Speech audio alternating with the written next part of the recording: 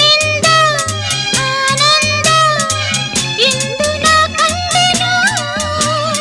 ಈ ನಿನ್ನ ಸ್ನೇಹವನ್ನು ಇನ್ನು ಎಂದೆಂದು ಬಿಡೆನು.